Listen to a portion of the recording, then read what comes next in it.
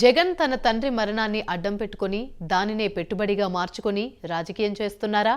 ఎన్నికలు సమీపిస్తూ ఉండడంతో రాజశేఖర్ రెడ్డి మరణంపై కొత్త కథలు అల్లుతున్నారా? రాజశేఖర్ రెడ్డి మరణంపై సజ్జల చేస్తున్న వ్యాఖ్యలేంటి? అందుకు ప్రతిపక్షాల స్పందనేంటి?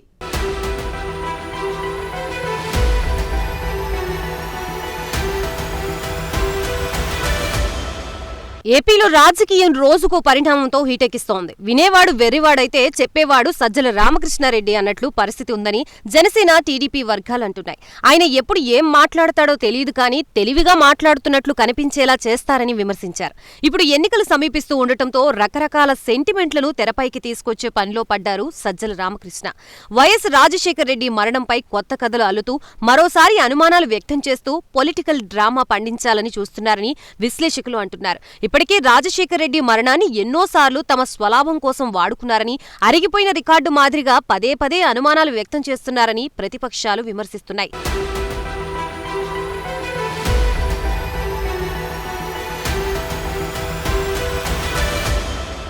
అప్పట్లో వైఎస్ రాజశేఖర్ రెడ్డి మరణం తర్వాత సీఎం పోస్ట్ ని జగన్ కి ఇవ్వలేదని, కుటుంబంతో సహా కాంగ్రెస్ పై విరుచుకుపడ్డారని, రిలయన్స్ కంపెనీతో చేతులు కలిపి సోనియా గాంధీనే ఈ పని చేయించారని నోటికొచ్చినట్లు మాట్లాడారు.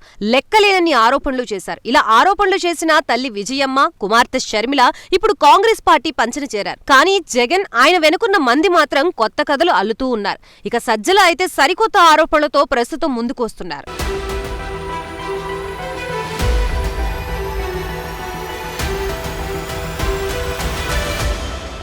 ప్రస్తుతం సజ్జల మాటలు చూస్తే వినేవాళ్లకి సైతం అసహ్యం కలిగేలా ఉంటుందని, ఆయన మాటల్లోనే తేటతెల్లం అవుతుందని ప్రతిపక్షాలు అంటున్నాయి. ఇటీవలే రిలయన్స్ కంపెనీతో చేతులు కలిపి కాంగ్రెస్ నాయకత్వం రాజశేఖర్ రెడ్డిని చంపారని సజ్జల ఆరోపించారు. అయితే విచిత్రం ఏంటంటే అదే రిలయన్స్ కి చెందిన పరిమల్ సత్వానీకి వైసీపీ తరపున రాజ్యసభ సీటు ఇచ్చారు. మరి సజ్జల ఆరోపణ నిజమైతే వైసీపీ ఎందుకు తమ ఎమ్మెల్యేలతోనే ఓటు వేయించి తన తండ్రిని చంపిన రిలయన్స్ కి జేజేలు పలికారని సర్వత్రా విమర్శలు వెల్లువెత్తుతున్నాయి. దీంతో గతంలో ఇదే రిలయన్స్ పై ఆరోపణలు చేశామన్న విషయాన్ని కూడా మర్చిపోయారు. అదంతా రాజకీయం కోసమేనని అర్థం వచ్చేలా సజ్జల వ్యవహరిస్తున్నారని రాజకీయ వర్గాలు అంటున్నాయి. ఏదైనా ఒకసారి చెబితే ప్రజలు నమ్ముతారు. ఎన్నికలొచ్చిన ప్రతిసారి మహానేత మరణంపై తలో రకంగా మాట్లాడడం మొదటికే మోసం వస్తుందన్న విషయం తెలుసుకోవాలి.